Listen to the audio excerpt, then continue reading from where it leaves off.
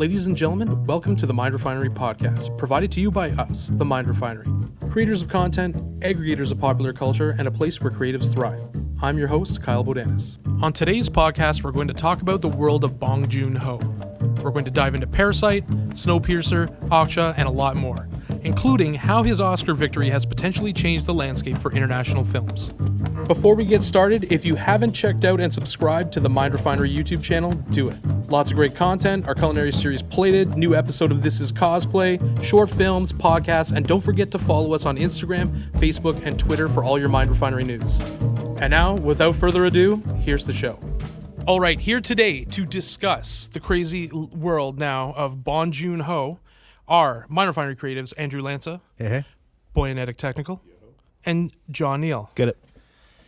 I'm going to ask a very simple question to start, guys. Obviously, Parasite brings home 4 Oscars, and is this the first time, a rare example of the Academy getting it right? Yeah. Honestly, yeah. Like they did good.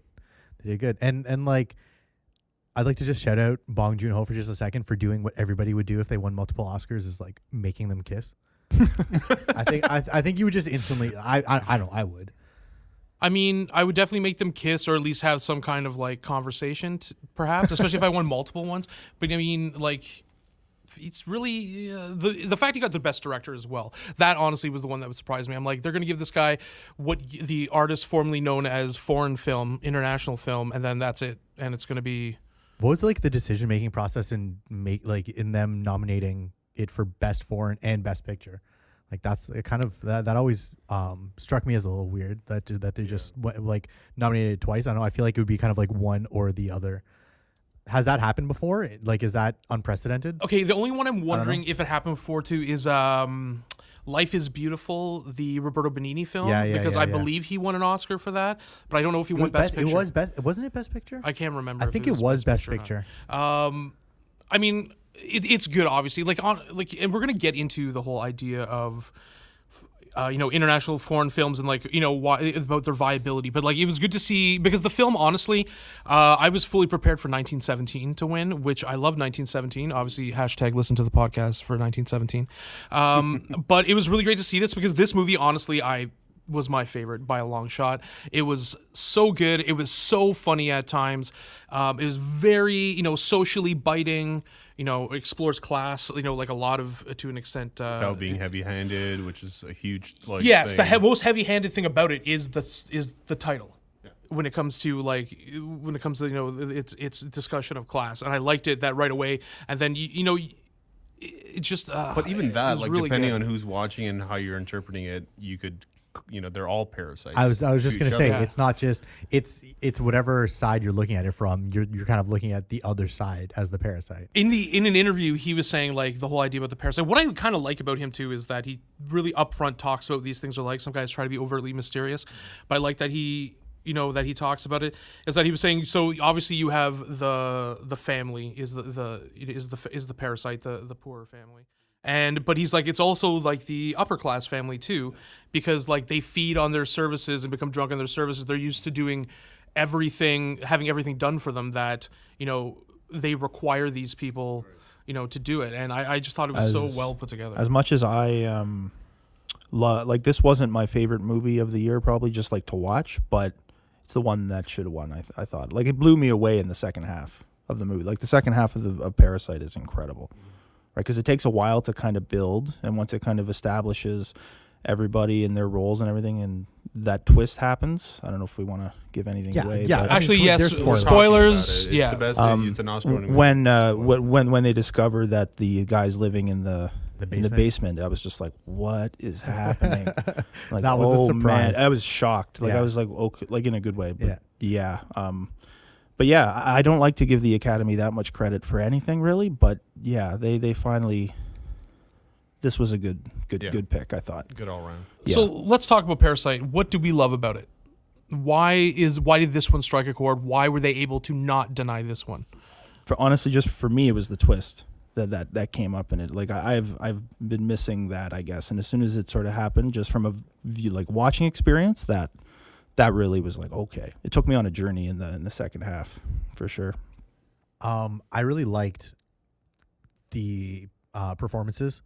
I thought that they did a really good job of really like bringing through the comedy of the movie, because it was a fucking funny movie. Like, especially the first half was pretty much. There was parts where my like diaphragm hurt. Yeah, from laughing. it's a really funny movie, and I feel like there was almost a potential for the actors to just play it maybe too straight or like too goofy. I don't know. I felt like they got the balance perfectly for their performances. I thought that was really, really good. I thought they all did a really good job. The whole family, the mom and dad of like the rich family. I don't think anybody like the daughter. I think everybody did a great job.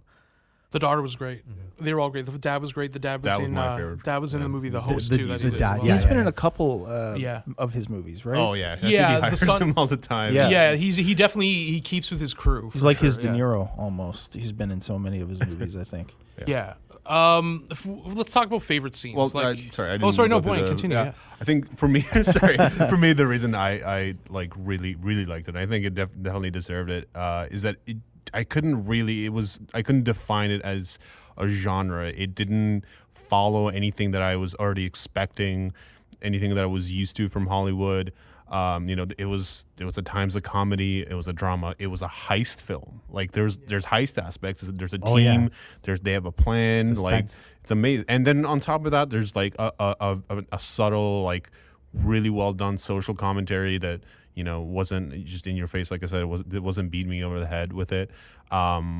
It just did so many things, and it worked them all in such a way that they all worked off each other. And I just couldn't define it. I couldn't find I couldn't predict what was going to happen next, which is something like us having seen thousands of movies I can pretty much do now. But yeah, so and it also made me like, I feel like there's so much, like growing up here in North America, I'm probably missing tons of context about that film and about some of the messages in it that Koreans would know. And I really like, it made me, okay, I want to know more about South Korean culture, find out maybe, and then just have that context inform some of the messages in the film that I'm not aware of. And he says, when he was asked, I believe I'm paraphrasing this, he was asked in an interview, what do you think this film caught on or here in the West? And he said, well, we all live in one country, and that country is capitalism. So that's where the touchstone sort of was for a lot of us. But I think there's also like a lot of South Korean culture in it that informs so much of it that we're not aware of, that I really, really want to find out. There's also some elements from the shooting too that I'll talk about when they get to the cinematography, because there is that I was reading about it.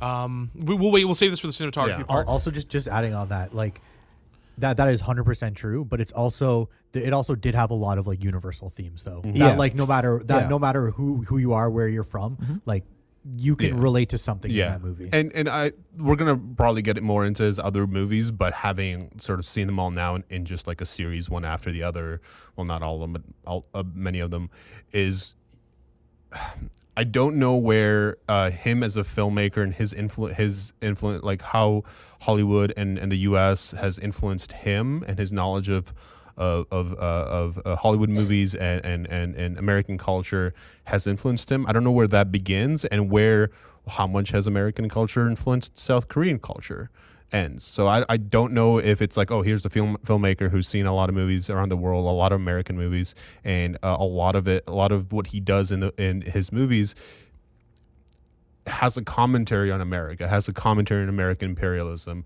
on American capitalism, or just American characters in his movies. Yeah. I don't know if that's just him being a brilliant filmmaker who's an international filmmaker now, and I guess has always been in a way, or if that's just there's aspects of South Korean culture there that are that are present just in general. It's probably both. Yeah, honestly. probably. It's both, I think. I like that. It's seamless. Yeah, no, that's actually a really interesting point, because like we kind of always see, we mostly see capitalism and American imperialism through American eyes. Even if it's like self-commentary, it's through American eyes.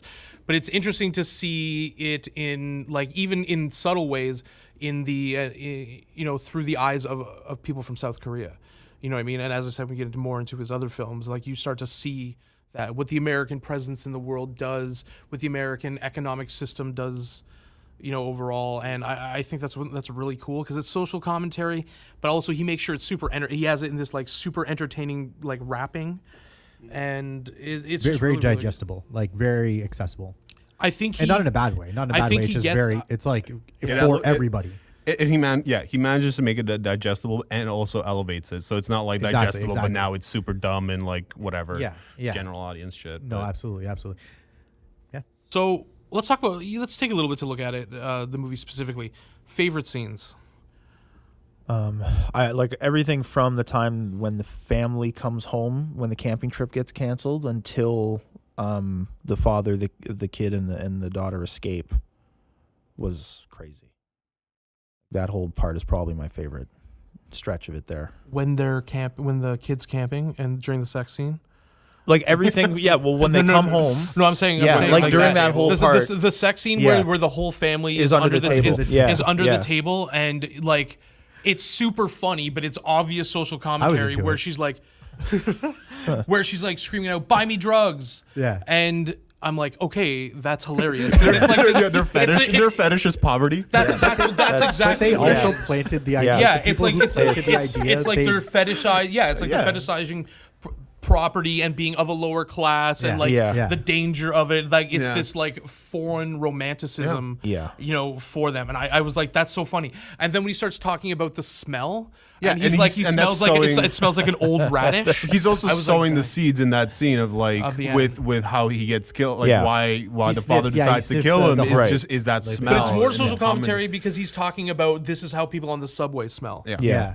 And it's like, and then she's like, oh, I haven't been on the subway in years. Yeah. They haven't been on the subway, and you're just like, okay, who are these people? And it's also suspenseful as hell, by the way. As well, because they're hiding. If they get caught, they're all fucked. So exactly, and they're right there under the table. But it's like it's really good. It's like it adds a lot of tension, but it almost does it in this like borderline Three Stooges. That's way, what I mean. But it doesn't cross that line into like being corny or being whatever. Well, it's very very like and you notice the family are like they're brilliant genius fuck ups. Like they can think of these amazing incredible cons and actually pull them off, but they also can't keep a job down because they're just fuck ups. Like honestly, they just even before the table they're all just they didn't think of something bad going. They're all sitting there. They're breaking expensive whiskeys. They're after drinking them. Nobody's. You know what I mean? All this. What stuff. if they come home just like what if they forget something? There should be a level of paranoia there. I liked any scene where like you had the ensemble family together. Those are my favorite. Like at the beginning, those beginning scenes, the opening scenes, and then again the one where they're sitting around the table getting drunk, like we just mentioned. I think those were my favorite scenes. Like when you had all of them together. Like I'm such a fan of the grift. Like any grifting movie or like any movie with like there's like people are trying to like get scammed. I'm always a fan. So like their schemes and like their grifts. I loved everything. I loved the family unit. What I liked about that too is that it's like this is a family of grifters, but like they didn't try in terms of how they love each other. He didn't make them degenerates. Like the father and the mother love the children. Oh yeah, and they and are each other. Like it's a family, and they would do things, and they would do anything for each other, and they are always. I thought you were gonna say they weren't gonna fuck up anybody else. I was like, no, they definitely. No, they're gonna. But so it's like the unit. But outside, it's them versus the world. Yeah. And there is that closeness in there, and there's that love, and there's that tenderness, and the father, loves the children, the mother loves the children, and I thought that was really good because it's like, whenever, even in North American films, when someone tries, with the wrong hand, when someone tries to show people who don't have a lot of money, it's almost like they also let the values go as well, as if like money and values are associated with one another. It's obviously written by somebody who's never been in that situation. Who doesn't know who doesn't understand what it's like, and he can always tell in the work when someone is like that, right? And with him, he does it, the idea of family and the idea of like love transcending like economics and all this kind of stuff is really good. And I think that's what's kind of refreshing though to it as well, because it was like super well done, but it was just really. Yeah, and it also didn't paint like the rich family as like, you know, they had their flaws, of course, but they weren't just like they were terrible. Like they were like the mother like genuinely like loved the children. Yeah. Like they there, like there was the thing between the father and the mother, but they weren't. You know, every time the father from the poor family when he commented, "Oh, you love your wife," blah blah blah. You know, there was always that like. There was never a reply. Yes, there was always True. part I of mean, I did part of say the they reason had was their like flaws. I don't like when he crosses the line sort of Exactly, deal. yeah. But part of it was also I don't think he actually loved his wife. I think it's not that happy of a family. No, at least that's between them. Yeah, fair enough. I don't know. I thought there was like I don't know. I thought there was genuine love between them. Yeah. Anyway, What do you think about the cinematography? Huh. The cinematographer is Hong Kyung-pyo. So one thing that I'll start this conversation off. You were saying about the class, like the class. What was it about? Just the how South Korea, like there's elements to South Korean society that maybe we don't we're fully unaware get. of, yeah. So like part of the shooting that I was reading this article on IndieWire with the cinematographer, and he was basically saying that just the amount of light that they were getting was influenced by, like, for example, people, and this is obviously probably other places on the planet too, people were, you know, people who live in higher areas in South Korea are usually people who are more affluent, and also then vice versa because they live in a basement, right? Semi-basement. So they did that through like controlling light and the amount of light they were getting versus, you know, the rich couple versus the and then also And just greenery, like too, yeah, right? and that's another thing too, and also what's at eye level. You know what I mean? Like the people who live in the basements are like always There's a looking guy at pissing a guy out their pissing. window. Yeah, exactly. well, So you see it in the very first scene with like he's sitting there, and then there's like you see like the sunlight like coming through the window, and like that little like cut of like them in the basement window, like that little cut of light is what they get, and like that's just what he's happy with. Yeah. And they that's what he's actually happy with. comment on the like the perfect cut of light in the rich people's house by that was it Nanjung that they said they're like that architect or whatever. Yeah. Like how it was perfectly designed. You know what I mean? Like Right. 'cause I didn't put that together. they're Good like call, in good call. several times it's talking about how much they enjoy just that view and the light With the like big how window, it comes yeah. in with the big window. So it's just definitely.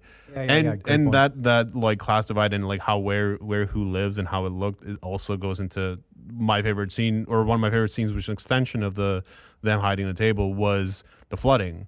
And that was beautiful. Like, and the daughter's sitting on that toilet that's Oh my fucking God. blowing up, having a smoke, like Yeah. fuck, and like beautiful. Oh, it was like that. Well, that awful, scene just gave me but fucking beautiful. anxiety. Like that whole. It scene. did, man. I got Yeah, and like triggered I by love that. how then later, like the mom is like, oh, like the rain stopped. Like it was nice. The rain stopped. We can have a part. Hopefully, we can have a just party lost tomorrow. everything. Yeah, Fucking- yeah. For Yeah. like for the rich people, it was like, oh, maybe how our- money affects being Yeah. exposed to the elements. It's like Yeah. if rain for one person is beautiful, the other one is just like our basement's flooded. Yeah, Or It's like our the whole different- Our apartment whole is our apartment basement. is our whole Levels. our whole like the life our whole basement of our life house. is just ruined. So I mean, Roger Deakins won this year for which obviously 1917 is Who? fantastic. Yeah. Roger. Oh yeah, Roger Deakins. If you Cinematography, listen to this podcast, you may have heard of him. But if you know what, this one too, also like if it had Did won. Hans Zimmer do the score for Parasite? No, I can't even believe we're talking about it. I'm kidding. So But I mean, yeah, the cinema, like, yeah. if this one had won, I would have been okay with it as well. I mean, not over 1917, but at the same sorry. time, it's beautiful. this is a It's beautiful beautiful. movie. It's It's beautiful, a yes. beautiful. Yeah. But like 1917 Yeah. is next fucking level. yeah. I can't. I think again the Academy did the right thing there. I don't really care about the Oscars, but I think in that respect, I feel like they did a good job. I think realistically, cinematography is the only Oscar I remotely kind of care about.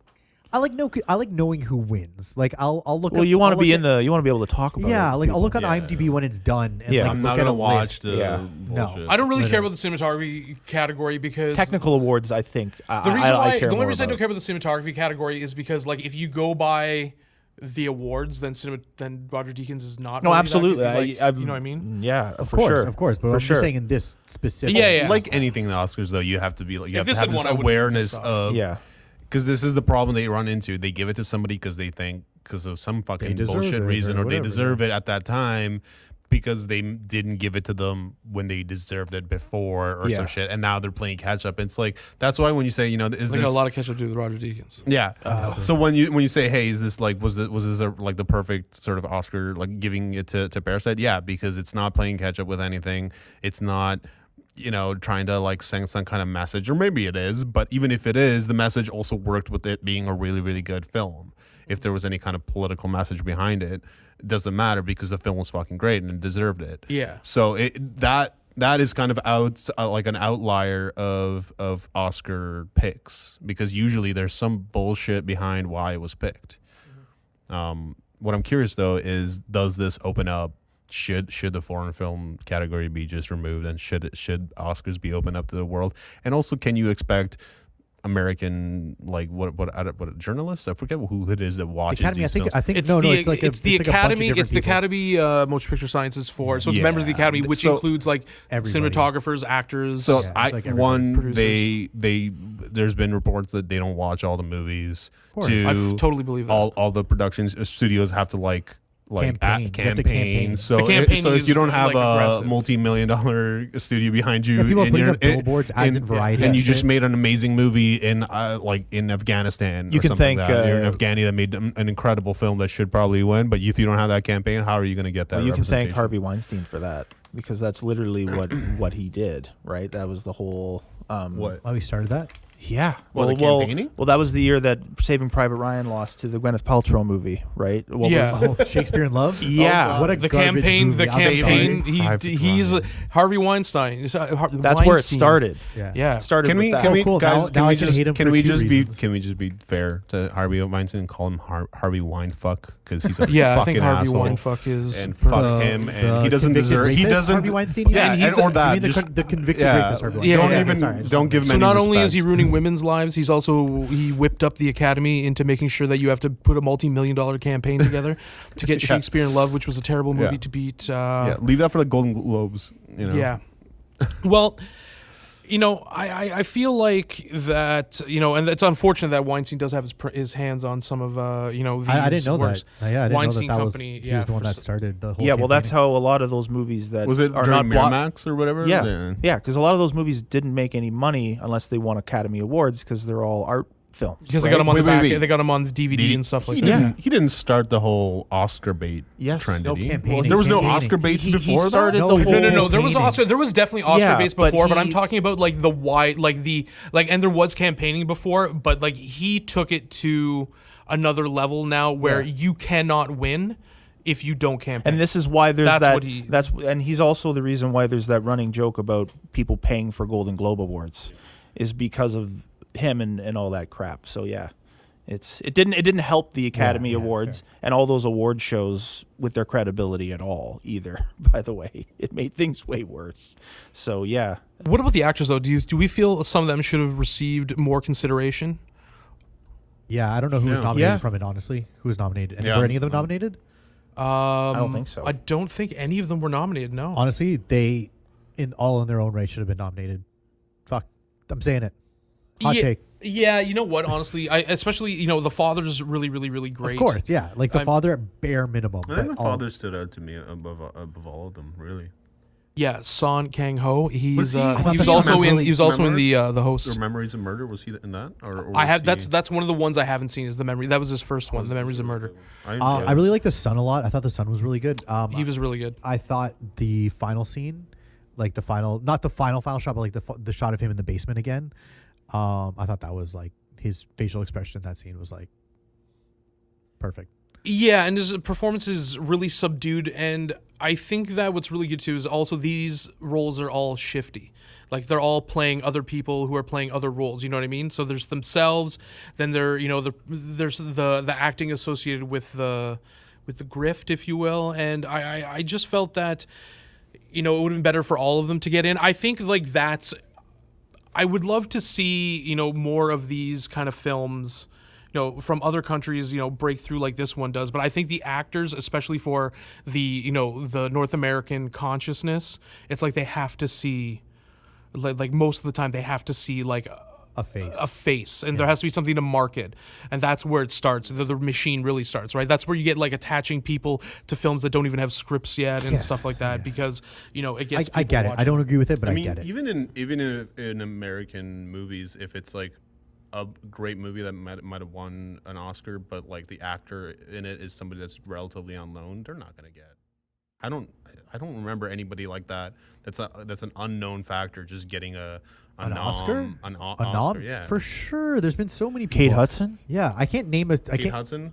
got her nom when she was. No, sorry, not no? Kate Hudson. Who am I thinking? Sorry, Not Kate Hudson. She comes from That's what- Goldie Hawn's daughter. Sorry, no? what's yes? I'm out of it. What's the movie with Beyonce where they're all like the three Dreamgirls. Dreamgirls? Oh, Jennifer oh, Hudson? Jennifer. Yeah, Sorry, yeah. Jennifer Hudson. Well, won. Okay. Yeah. That was her first movie ever, I think. Right? I think she was also on Yeah. American Idol, though, wasn't she? Yeah, Yeah, but I mean, there are definitely she's- people that have been I just- unknowns if- pretty much, If and there they've are gone those, on. then it's that's just one example. Kirsten, can't- you know I can't who? think of- Kirsten Dunst was a good example of it. Yeah, She- I can't think of any off the she top of got my head, but nominated. guaranteed there was people that were unknowns. What and then about they that got kid nominated. in? Star Wars? Jake No, Lloyd. no. What was Jake that? Lloyd was Hayden nominated. Christensen. For sure. He's incredible. For Terrible. anyway. Oh, He that wasn't. that Indian kid in that was the million.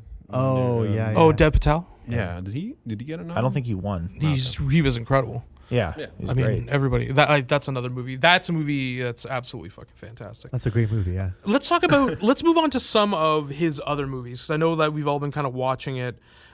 Like, what are some other ones that stand out? Let's start with Snowpiercer.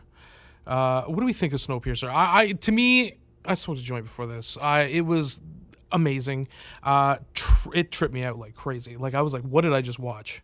And why is Ed Harris from the Truman Show in this again? And also fucking Westworld. Oh, Westworld, Yeah. friggin' yeah. Like, why He is plays he? a bad guy so well. I He's fucking good. He does. love Ed Harris. Like he's done good guy roles. Like, too, we almost but, launched like, those he's missiles such at San a great Francisco. bad guy. From like He was a good guy in because he Stepmom. can he doesn't come off as just like he doesn't. You don't look at his face and think he's an evil guy. He's like, oh, he's okay. No, he don't doesn't know. have But that. Ed Harris, But it's just like what he he's okay. does. It's so insidious. Evil is more insidious when it's like more just He like plays a good bad guy, common though. He was just trying. He and- was just a patriot in The Rock, man. He was just.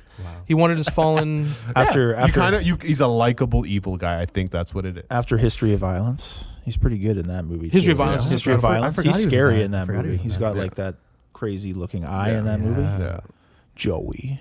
I 2 words about Snowpiercer, honestly. What's that? Good action. Good action. This is the. Good, This it is has a, good fucking action. This is a case of the rapping, right? So it has that heavy, Yeah. blatant like classism in it, But but, it then has it's dudes wrapped with, in like, the fighting fucking scene, axes and and the shit. fighting the scene in it where the setting- lights go out, Yeah. and they switch to the Night vision. night. The Night setting, vision's ridiculous. If you put that setting on, okay, this is a train, the world's frozen, blah blah blah. If you put that on paper, that's like some like this is like a B movie, Snakes on a Plane, or some shit like that. You know what I mean? It's ridiculous. it sounds like It it was was pitched. elevated. It sounds It like was it was elevated. pitched for final projects in school.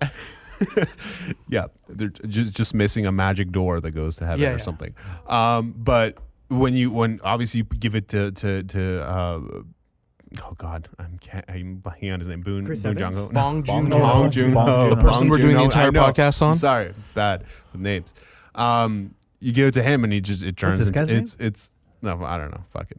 It turns into just a brilliant, like I said, it's wrapped into this, Well, this he kind of wrote a it, right? ridiculous premise. It's got action scenes. It's got straight up fucking murder and everything. And Tilda Swinton. Pretty much, then Tilda it Swinton wraps- pretty much. I was about to say Tilda Swinton. wraps around Pretty much pretending to be Margaret Thatcher. like a message that would otherwise be heavy-handed and cheesy. So I kind of have. I thought it was just okay, to be honest. I think I had the opposite of what Kyle thought of it. I don't know. For me, it was kind of. I had a hard time with the tone of that movie because there was a lot I of agree with that. because there's a lot of serious stuff happening, and then there's also just a lot of over the top sort of campier stuff happening. And I felt it didn't quite pick a side, and it was kind of just a little all over the place in that regard. Don't pick a side in like what. Just as Context. far as the tone of the movie and sort of, I guess, what like how you felt throughout the whole thing. I think guess, that's if that his makes genre sense. bending though. But this is the thing. Parasite to me stands way outside of the other Well, I films think it's he's his best made. film. It's by far his best film, in my opinion, just because of like he got it so right with Parasite. Just the tone of that. it's movie. like a culmination of all the things that he's trying yeah, to do. but I feel like Snowpiercer was kind of back and forth a bit too much for me, and so as far as the tone of the movie went, I also was kind of, I don't know. There was a few too many plot holes as well. For there was me. the whole like when they're like on the beginning of the train and they're like there's like a giant riot fight going on, then later on the train there's just people like chilling in a greenhouse and I then there's love like that. other people fighting. what do you- I mean, sorry, partying. And That's kind of like the whole point of the movie. Why is that a plot hole? I don't know. I didn't think it was a plot hole. I'd just be like, wouldn't they it's communicate all and be ready for commentary. them? It's all commentary on society. get it, These I guys get it. are high as Yeah. fuck. This is like the upper class, upper middle class. They're completely disconnected from the world around them. They're on drugs. They're you know what I mean. that I every get it. single yeah, but one there's of these also is- people in a greenhouse, and there was also people in a school, and there was like I'm just saying there's a bunch of things, and Hold it's like on. kind of like Hold on a second, guys. My computer's decided to make a hilarious sound. Okay, guys, we're just gonna keep going. But even that like greenhouse, and like when they're walking by and there's just it could be, you could also say that's commentary on the middle class, that they're watching this shit happen around them, and they're ignoring it. I'm not saying I didn't like it, But they're not fighting in either way. They're Yeah. fence sitters and whatnot. And you also have to buy that this is happening on a train traveling across the whole world, right? Like 365 days, right? That's That's so to me. That's what the whole movie hinges on: whether or not you're cool. There's a suspension of disbelief. there is, and I don't even think it's a suspension of disbelief, because the whole thing is Kind of clearly because it's clearly a friggin' like it's an it's allegory. concept It's an driven. allegory. yeah, for It's sure. so, concept driven, right? But and that's what and that's kind of how it feels to me. It kind of feels like you have to buy into it, but like as long as you're willing to go on the journey, it's a fun movie. But there's definitely, I don't know, some things missing for me. I thought the pacing was a little off in the movie. Like it's That kind was of like mine, very yeah. like the Yeah. beginning is very like kind of like, all right, who are these people? And then it's like action, and it's like, I don't know. I just thought it was like, and then the ending really drags. The last like half an hour when he's like with Ed Harris. I feel like that whole sequence could have been cut down a lot. But Also the other thing I didn't like is, so when they escape the train, they're gonna live, but are they gonna live? I thought no, but I looked into it afterwards. Apparently, Bong Joon Ho said that yes, they do. Right, live, but like and they're in there's- the middle of the Arctic. and there's a polar bear. I don't know. They're not. Well, I mean, everything's still frozen, which is weird. How are they gonna survive?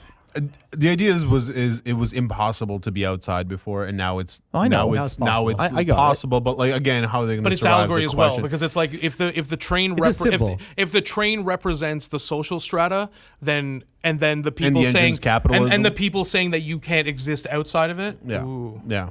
Yeah, that's this is, like- and it's also even just like not Yeah. being able to So that's what it imagine is. existing outside of it yeah. is part of that, because we're all on that train. You know what I mean? It's Yeah. like how do you think outside of the box that you've been in your whole life?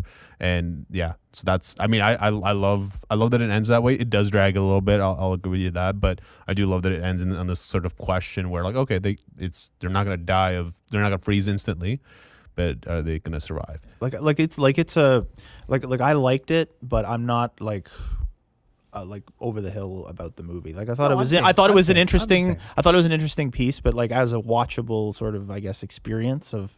It's a good action flick. Though. It's a good action flick Yeah. for sure. I was kind of like, this Yeah. movie is cool. This It- is no, it's a cool movie. It's gangster. Yeah, It's that's what I gangster as said. fuck. There's just some like little things that just kind of. Yeah, I where agree. you're It's not starting a to- perfect yeah, movie. yeah, It's yeah. not a Like, oh. perfect No. But like also you have to remember that was like 2013.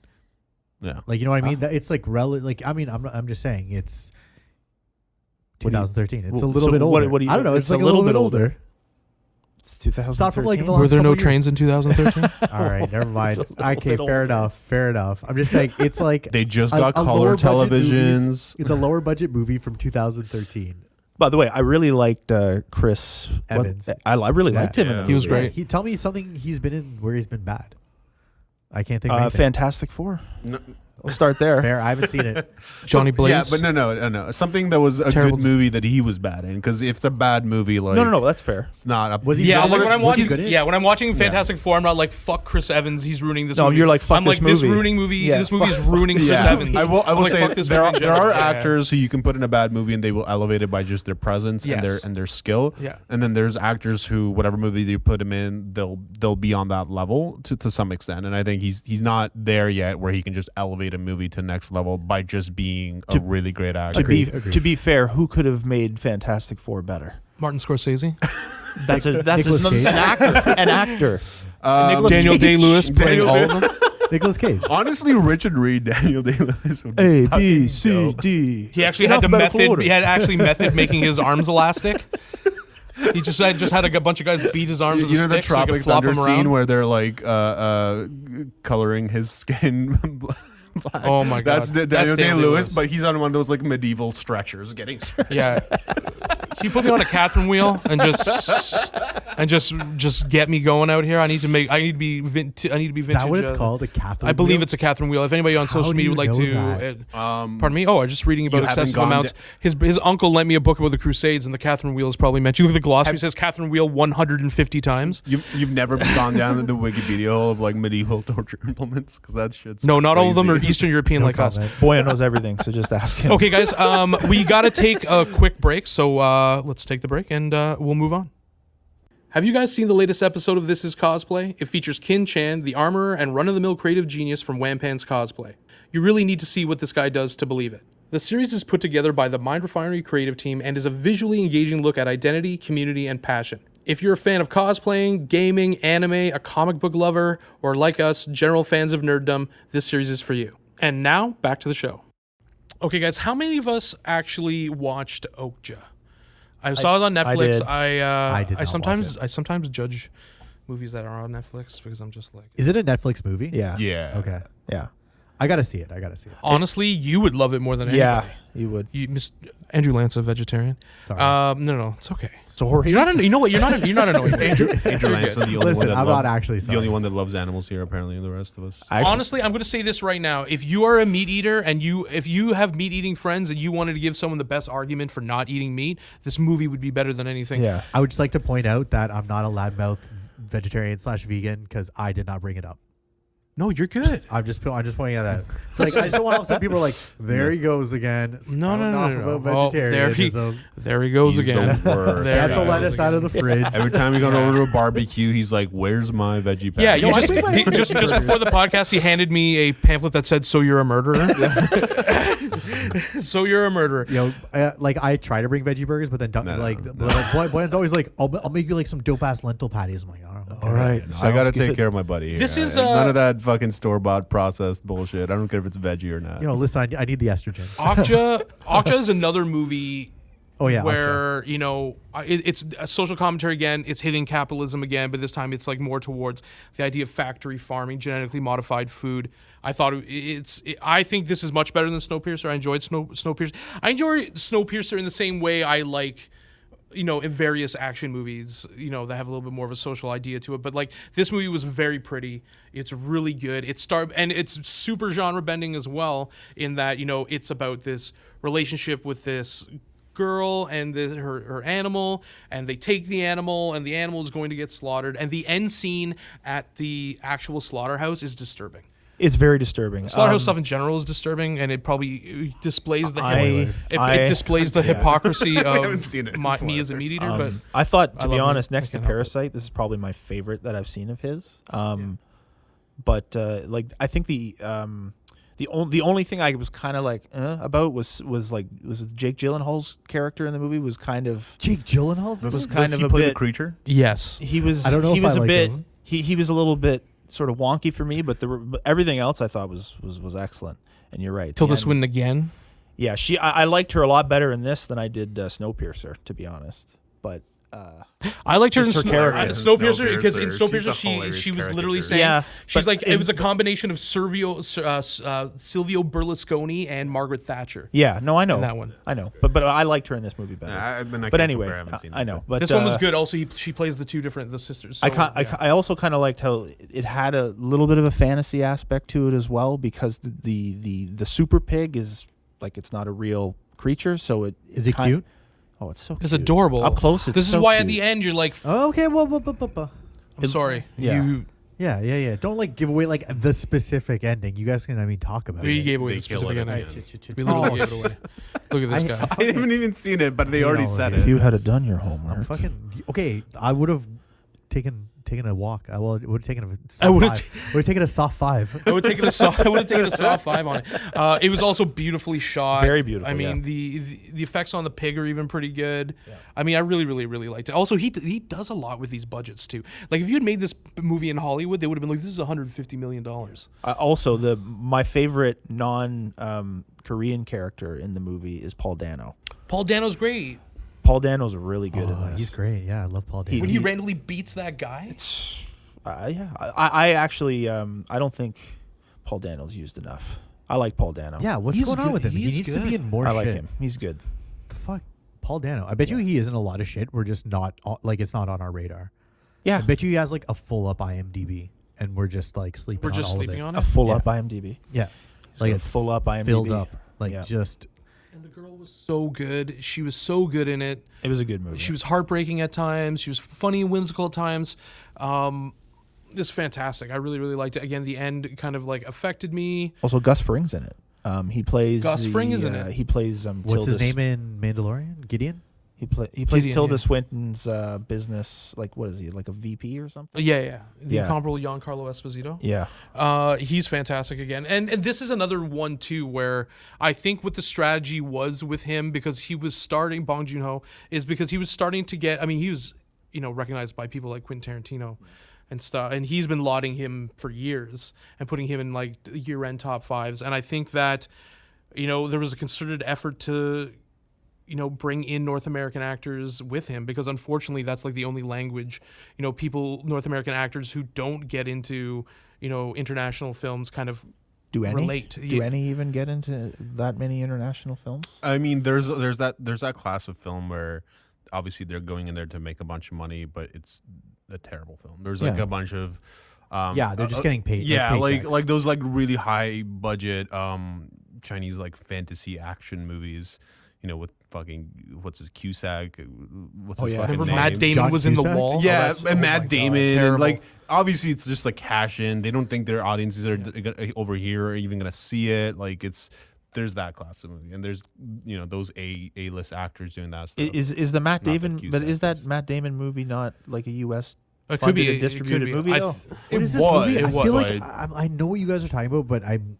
The Wall was this terrible movie. That's right. The that's Wall. right. The Great Wall. China. The Yeah, Great yeah, Wall. yeah, So it's yeah, called The Great Wall. Wall. And they were Right. fighting monsters, Yeah. and Matt Damon was somehow Did in you guys see this movie? No. No, of course not. Kind of like it sounds bad. Go ahead. If Man. anybody would like to say Let's go see it. if anyone would like to say I'm ignorant on social media, I will tell you The Wall is bad and I haven't seen it. The Great Wall. Okay, let me ask Great you Wall. guys this. Is it The Great Wall? Who I don't even know. who's directing the inevitable North American Parasite? It's happening. McG? Michael Bay. Michael I Bay. hated when they did that with old. It's not gonna be Old Boy. like no joke answers. Like who's like Spike Lee?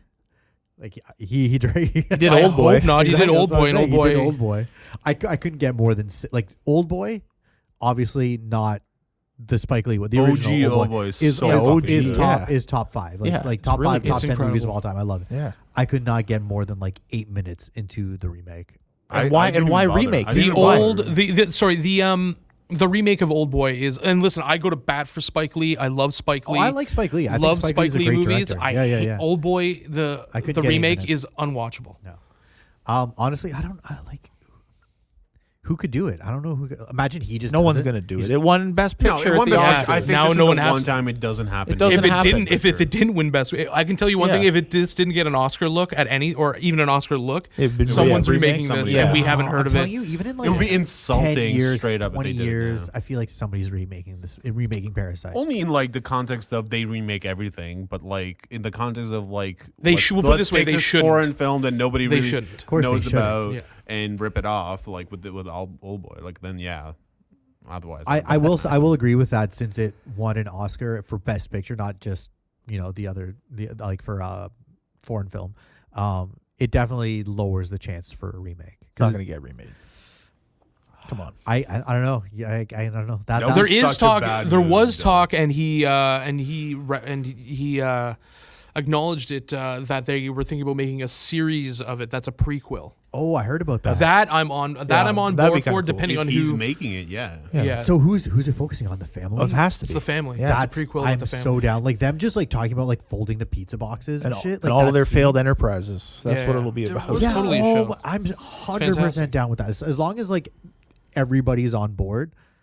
Like I don't want different actors and shit. Like No, as long as no, everybody- yeah. There was I a want the moment same- there. I feel like so in Parasite, I feel like the housekeeper, the original housekeeper, is connected to them in the past, and they don't know how, but they talk about that they had a failed Taiwanese. It's a cake shop, cake right? shop? Yeah, it's a cake Okay. shop. Something So, okay. so did the maid. That's and then the right, maid also housemaid. mentions that she had a Taiwanese cake shop that failed, and that's why her husband isn't working. Now I wonder if like maybe they just don't even know that they No, fucked that's her on over. purpose. I never caught that, but that's on purpose. Oh, if there's a prequel, like I wonder if it's something where it connects how they actually fucked over Gosh. that family. Yeah, I did not catch that whatsoever. See, I That's didn't awesome. see. I didn't know about this series thing, but like the whole cake shop thing is to also make the father sympathize with the other guy. In the end, that's why he kills Totally missed that. the park father. But yeah, anyway, that's cool. That's Cool. a good Yeah, pickup. yeah, that's a great call. Especially after The Watchmen too. I'm like looking at and I'm like, nah, you can make good series out of stuff that's from the previous, like, you know, that's looking at it as a prequel or like, you know, continuation. Like that's, you can, especially if you get the right people onto it. Like if he was involved in it, it'd be really good because there's a whole bunch of stories there that they're, you know, how did they get like this? The failed, you know, cake shop, all that kind of stuff. I think it would be, you know, really, really, really, really good. Did anybody here see The Host? Thoughts on The Host? Fun.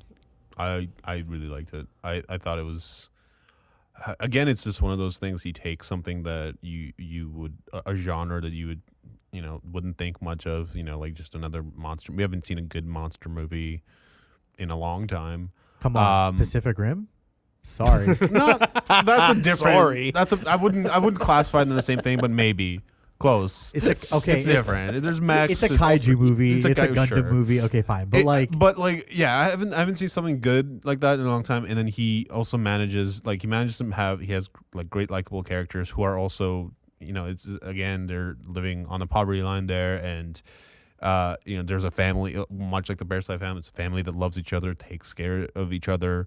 But like one's the brother's yeah, an alcoholic. And they're functional in the fact that they love and take care of each other, but they're also like dysfunctional on a personal instead of being level. like blatantly poor, it's more like they all had lives that didn't end up working out. Yeah, and Right? and, there, Where there was potential. Again, there's like more social commentary and South Korean cultural context that I'm not too sure about when they talk about, you know, what was it, the grandfather who's like talking about, you know, was it the grandfather, or it doesn't matter, talking about like when he could have gone to school or university, but instead he was protesting or something like that, or the government, you know what I mean, all this stuff that the history that I don't know about too much. So, but the part that kind of stood out to me is that you can tell that he's very conscious of the genre of American monster movies, and how he subverts all that, and how he comments on, you know, it's like you keep on expecting this like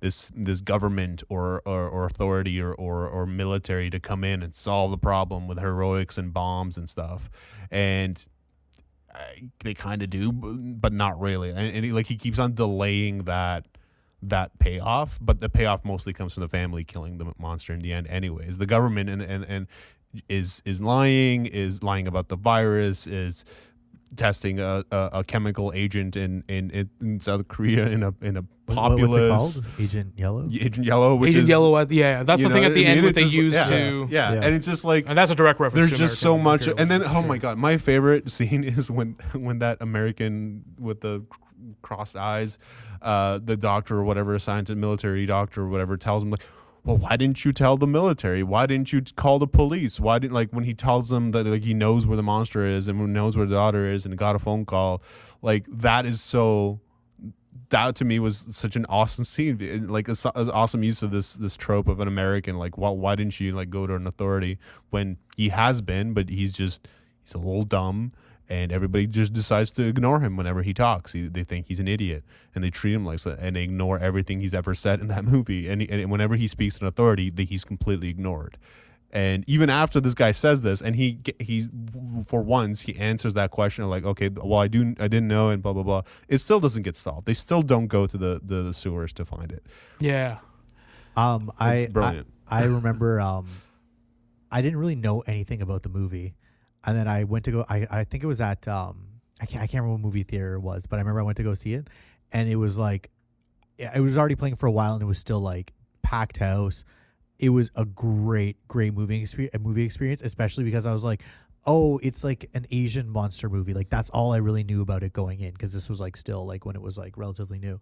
And it was just like, yeah, it was a fun, great movie watching experience. Like, it was just a blast to watch, and watching it again recently, it was like, yeah. I love that references Godzilla directly. because it's the same idea of like American nuclear testing creating Godzilla, but then this is like American chemical testing creating this monster. Not even testing. It's just American or just don't give a fuck about your yeah, country. yeah. Like we have all these foreign assets. Yeah. I mean, He goes from that scene to a scene where two guys are fishing in the river and they find the mutated monster when it's like he a said that's tadpole. that actually what inspired him, because apparently in South Korea in the year 2000 there was this whole thing on the news about like a freak fish that was caught. Yeah. And everyone went crazy because of like the environment, because it showed what was in the water, right? And the river goes Yeah. through a city. It's a lifeline. It's people still use it.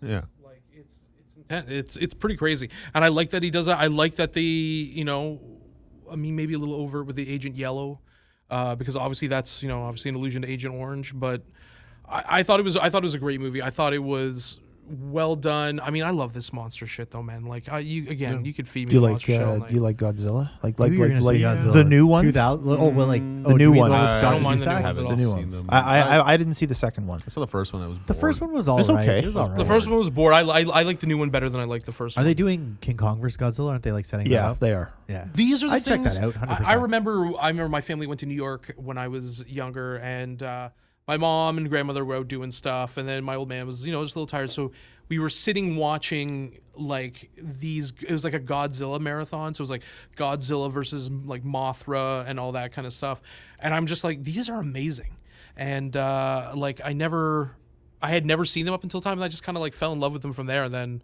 just became obsessed with them. And I think Like, it's really are you cool. talking about like the old school black and old white ones? Yeah. Okay, yeah. No, I never got into those. Yeah. I've seen a few maybe of that's a them here and dive there. that I need to take one day. But Honestly, my family. Just watch King Kong. My You'll be family's fine. just I've totally seen obsessed with my especially like my grandfather, my old man, with older movies, and I just kind of like was able to absorb that just because good action, and that's Godzilla. I Good actually action. think that the monster movie genre may have been ruined for me, because the first one I remember seeing was the Matthew Broderick Godzilla movie. Terrible. And Wallflowers on the soundtrack. and I think That had a everything. good soundtrack. Wait, is this the one? Sorry, is this the Dude, one it was where just they brain marketed stew. the?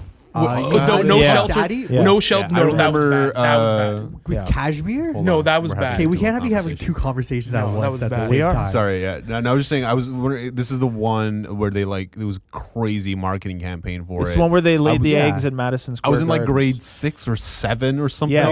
No, I I just was in remember grade 6 or everybody 7. had a fucking It was 97, lunchbox. 97 or terrible. Okay, 98. maybe I was 98. even like Yeah, you were grade younger. 4. I literally bought the soundtrack just because No Shelter by Rage Against the Dude, Machine they was had, on. yeah, like you said, they had That Brains was- Too Jaded. They that- had yeah. they No, had hold on a second. They had Brains Too Jaded with the roaring in the With the middle roar? where I can't even listen to it now. Okay, but so I'm just throwing on Come With Me, Insomniac. Puff Daddy and Jimmy Page. Like, No, anything where Puffy is the lead vocalist, I'm no, anti. that is a massive song. That video though, get out of town. The video was just mostly clips of the movie. It was like Puff Daddy on a rooftop, like Every air blowing, clothes. if I'm seeing Puff Daddy on a flying. rooftop, I want Nas with him. I'm just saying. I have a, that was also my first Godzilla yeah. experience. Well, so my that's first probably my why. first I mean, it was monster a good movie movie. It was- experience, really. And I can't honestly, remember. I'm not into monster movies. I have to admit that. I watched but Power Rangers before that. that's a monster. That's a monster There's movie. big Yeah, giant- it's like 28 it's like a 28 monster. not a It's monster kind of 28 Jewish. minute- It's more 20 minute- Pacific Rim than anything. I was gonna like, say It's like, so it's like it is. Gundam. It's not totally- a monster movie though. I know, Like, it's not. I in know, the truest sense. It's not It's a monster Pacific movie. Rim, a 28-minute episode of Pacific Rim. Yeah. 28. Yeah. Those were like 23. like Oh yeah, 22. they needed lots of 22. toys. Can I be honest though? The only the thing that I didn't like about the host was there being no explanation about why they dumped that shit into the river. That was the only thing I didn't really buy. I don't know. In life, there's no explanation bought why it they dumped because that I shit into the river. it's In not- what? Sorry. In life, like the Don River, no one asked. Yeah, I them. know There's that, no but like, explanation why but it's it's more- shit. it's not- But it was just dump it down the drain right now. Okay. Like I said, I think that's a Why- commentary on Americans. Americans, Listen, Yeah. he I doesn't. get it. I here's- get it. The guy's even fighting back. He's like, hey, You there's can- laws. We shouldn't do Yeah, this. you Blah can blah still blah. have that, but- Americans. I'm American. I don't give a fuck. Yeah, and I Dump get it, and that is literally what. That's good enough for me. I don't know. Okay, that well, was the explanation. We're American. We don't give a fuck. But that's Yeah. it. Yeah, but that yeah, was yeah, the. that's And exactly that's what I okay. got. That's That's I what I don't. got from I it. don't always need like a scene with a scientist exactly. telling me, Why not? and then quantum physics and bloody blah blah. physics. So just dump it down the drain. Yeah. Yeah. No, I like that. Carol- I like like, when we need to make a subtly do monster. it. That was I like the I did. subtlety. That was like the only thing I That's didn't fair. really I mean, it's really fair. like about it. I just think it was enough. Is there wasn't any explanation. Well, that's what I like about Cloverfield. Cloverfield is like explained from like the background of like one shot of like the one of the end Again, shots. But of course, love keep in Cloverfield. mind I'm I not love a Cloverfield monster too. movie person. Cloverfield's fucking sick. It's sick. Camera a little shaky at times. Yeah, I mean, Slow it down. Yeah, But other than that, I fantastic. like Cloverfield. But at least if you're like, there's a reason why, I just wasn't too. 10 like, Cloverfield Lane was good too, I didn't see it. dude. Is see John it. Goodman's in it, yeah? I'm usually Dude, I you love need to see any that. John It's Goodman excellent. thing. The third Oh. one, whatever it is, like I can't remember what it's called. There's a third one? Yeah, but it's like a Netflix. What they did, they did it with the second one too. So the There's second one was a deepfake, the script. whole thing? No, the second one was a script that they like retailored to like fit into the Cloverfield universe. And then they did that with a third one, but like Wait, the the second one was the one in the bunker? Yeah, Oh, yeah, that was good. it was great. That's It was fun. great With John Goodman. Yeah. We so just went over this. Sorry. Are you here? But yeah, then the third one they did the same thing where they like retooled an existing script to be part of the Cloverfield universe. Real bad. Have you seen what's the Danny Boyle movie where they're in space? That's Solar. Yeah. Is this not Solaris? No. Solaris? It's not that one. It's That's the George George also Clooney a one, remake of a Russian movie. It is. Yeah. No. I'm trying to One of the remember. I know Anyway, it's I think exactly. John's looking it up. Anyway, Yeah, so it's okay. it's like that movie, which was okay in its own right, but this movie is like that movie, but really bad. Yeah. What was it called? Are you looking it up? I'm trying to find it. Yeah, we'll it's a hard skip. But the second one, 10 Cloverfield, I can't even remember what the third one's called. Like Cloverfield Paradox, I think it's called Paradox. Paradox. It's not. It's a Netflix original. 10 Cloverfield. Was it after Trainspotting? Yeah. Oh, I'm No, sorry. Trainspotting 2, you mean? One second. You show me and I'll know. Wait, who made Trainspotting? Sunshine. It's Sunshine. Sunshine. That's it. I knew- Sunshine. yeah, Sunshine. Oh, that sounds like a cheap knockoff of Solaris. Oh, it's a I've movie in never space. seen Sunshine. It's just Solaris. not in Solaris? Latin. Sunshine. It's not in Greek or some shit. Okay, we got to move on, guys. But the big thing I kind of want to talk about that this is culminating in, and this will maybe reveal some of our own viewing habits here. You know, what is the thing that obstructs, movies from other countries getting, especially non-English ones, from coming here and doing well? Subtitles. marketing. Faces. Subtitles and marketing. Faces. You don't have the actors. I think is probably one of the biggest things. Yeah, that leads into the marketing. It's also like Yeah. it's but hard to the faces. Yeah, it's hard to know about the movie unless it's Because Hollywood's so risk averse, even distribution companies, where unless they have the face in it, they're not going to put the money in. Because again, this is why they attach faces to movies when they're at the treatment stage. You know what I mean? or like this is executive producer Steven Spielberg. He fucking Well, also- looked at the script. Yeah, well, yeah, exactly. But like, also, why would you, unless you have like some distribution deal, like, why would you? I mean, I guess it's cheap to just buy a movie, the distribution rights, and then just like play it. But it's like if you can do everything in house, like you're making the movie, you're distributing it, you're showing it. If you own all of that, why do you want some other stream coming in and like taking some of your money? So like, I can see that, but. I think that one of the biggest reasons you're not going to see it is probably because of that. It's just like it's cutting into their own business. I think this is like films like Parasite are the quickest way to cut through the Hollywood tentpole idea. This idea of like we have to have tentpoles, we have to have these big, you know what I mean? Because like there's a handful of filmmakers who are making really good films, and around the world there's, a lot that are making great films. Also, like Netflix and streaming stuff makes watching, like sitting down and actually picking to watch a foreign film a lot more accessible. Because a lot of the time, you're searching through Netflix and you're like, all right, what am I going to watch? And then maybe, it's sometimes all it takes is just you're already trained to be like, okay, I read a description and I saw this page and I don't care who the actors are. Maybe I'll watch it. And then you don't like it, you'll skip it. So I think that's already a platform or a type of platform. Well, at least that it makes it accessible. Like makes it accessible, exactly. Yes, yeah. And then there's and then with what you're saying is, I think with that it could also be the return of that middle budget movie where you don't need these massive budget blockbusters. Like it's middle budget was your $30 to $50 million budget was where some of the greatest cinema was done at, and they've done away with that because of their risk averse. But I think I really hope that this is part of the return of the middle budget. Also, sorry. No, continue. Just as a separate aside, I'm gonna just like quickly change gears. I like we have that with Maple with the Canadian recording. How you need to have to be like a Canadian record, you need like the music, the artist, the producer, and the label to you need that be Canadian content. You're forced to play Canadian content on the radio, like a certain percentage. Why isn't that way at theaters? There should be a certain percentage of movies at theaters at any given time should be Canadian. 12%, whatever, one screen. It also goes into one, and I'm going to get to that by talking about his point. So you were talking about like the mid-range movie. So what's good is that South Korea has kind of a self-contained film market. So like they sell tickets. South Korean people go see movies by South Korean filmmakers. And in this country, French Canadian. Yeah. I was gonna say, and look at Quebec, Denis Villeneuve. Yeah, right. Villeneuve, yeah. But look at like, I mean, even if you don't like him, Jean-Marc Vallée, like I'm not a huge fan. I mean, because I don't watch what's the fuck that show? I'm trying to remember with Nicole Kidman and all that. It was just on HBO. Big Little Lies.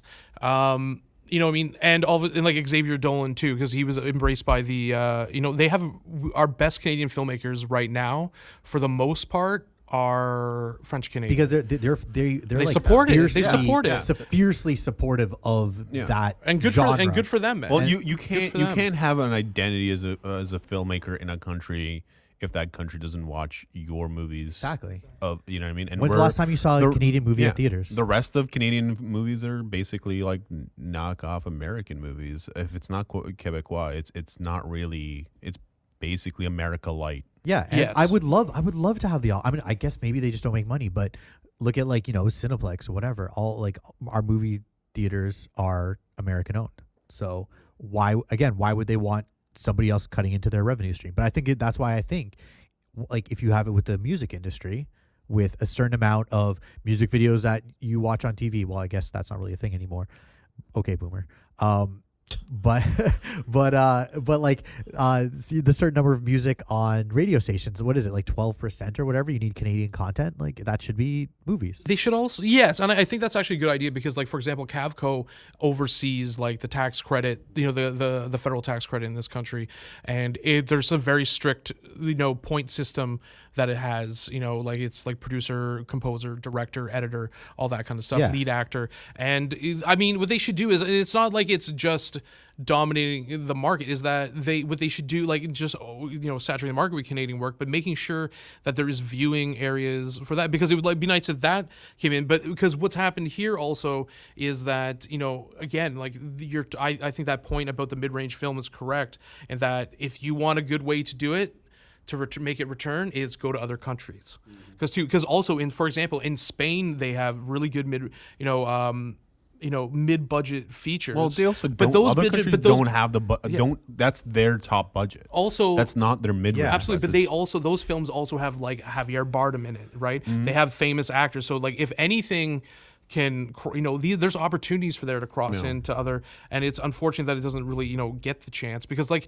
Well, I'll ask a question. You just quickly wrap it. Let me just add one Okay, thing there. sure, Like sure. with just adding on to what you were saying, is a movie like The Raid. I don't know if anybody's seen The Raid, but that movie was made. That's a British, like that's like the entire above the line is British for that, and they were trying to make this action movie in Britain for like ever. Sorry, I apologize. Maybe he's not specifically British, but he's European. And yeah, they were trying to get this movie made forever, and they're like, fuck it, let's go to Thailand and make this movie for like probably a 1/10 of what it would have cost to make in Europe. And look what happened. It's like authentic, and it's fucking dope. Anyway, I just wanted to add that to your little thing. I pose your question. And like, what personally obstructs us from, like, just in terms of anecdotally, like from watching these foreign films? Do you think? Foreign films, When's- what's the- or what were the Canadian last- films, or I- Canadian or films. Canadian films? Canadian films, I have a bias against, just because it's so hard to find a good one. There's a lot of crap out there, and usually when I know it's like been government funded, even though we've had government funding on some of our stuff, it's just there's like a bias against that. For foreign films, for me, it's just it's hard. Like, I already know with a Hollywood movie, as soon as I see a trailer or anything on marketing wise, I already have a fairly good sense based on the names and just of how it's made and what it looks like, of if this is going to be good, if this is going to be something I like, if this is a quality level that I can live with, that I can like watch and enjoy. With foreign films, I don't know where the barometer of measuring that or being able to tell that is difficult, because sometimes I've seen some really beautiful looking Russian movies that story wise and content wise are absolutely garbage, and I always feel like, and they're always long too, so I feel like I wasted a whole lot of time giving. So it's hard, that the barometer of being able to tell if this is a worthy investment of my time to watch this is far more difficult. And there's no marketing machine to also push it on me to get over that either. It's the marketing. I feel like is the best. Is the Well, we started watching, like, the only reason I watch foreign films on the regular is, first of all, I would thank Old Boy for that, because the first time I saw Old Boy, it blew me away, and I'm like, what am I missing, right? Because I was recommended Old Boy from just word of mouth, and then I loved it, and then also I watched a shit ton of kung fu movies. So like the movies made in Hong Kong that are 100% contained in the Hong Kong movie scene. I grew up watching incredible. Bruce Lee and Jackie Chan. And even now, like, I grew up on anime, so I always give Japanese movies. What I was just gonna say is I think it was just also an awareness thing.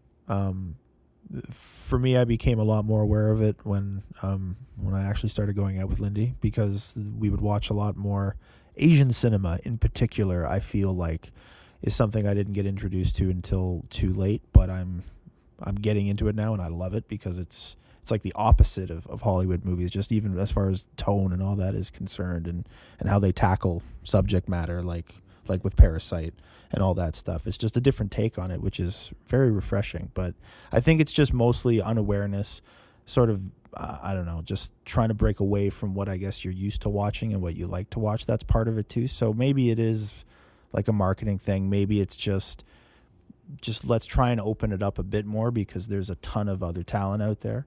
There's also a lot of bad movies, and too, which is to Boyan's point. Where you find movies, you'll find bad cinema. Yeah, of course. But just to Boyan's point about investing your time and not knowing as well, that's also more a thing. difficult to know. But I think that's also a market that's tied with marketing and all that stuff too. And I also think it's international films get stigmatized because it's like, we all know those people we went to school with. I'm sure we can name a few names right now who are like, did you see Bunwell? And it's like, I know I don't really like Bunwell. I don't want to, like, I'm not saying he's a bad filmmaker.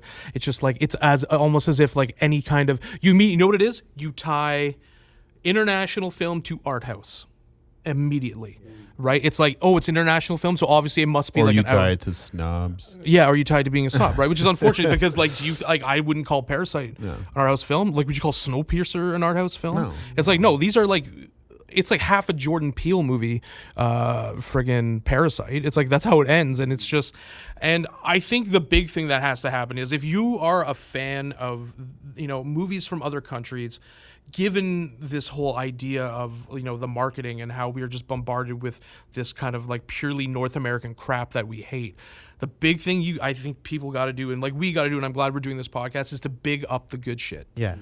Like the thing with me is like, I've definitely seen probably more foreign movies than the average person. I'm not saying I've seen a lot, but I'm just saying I've seen more than the average person.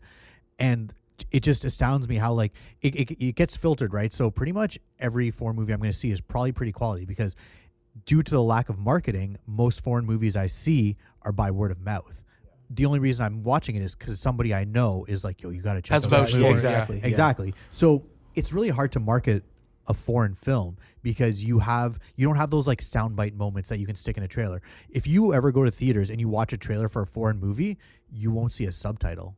Like, you very rarely will. Sorry, you won't. It's not you won't, but you will very rarely see subtitles. It'll all be just like shots and like a narrator. So they're just inherently hard to market. So at the end of the day, it almost makes me sad, because I know there's just hundreds and hundreds. I mean, North American movies too, but just hundreds of movies from around the world that I just are completely under my radar and I will just never see.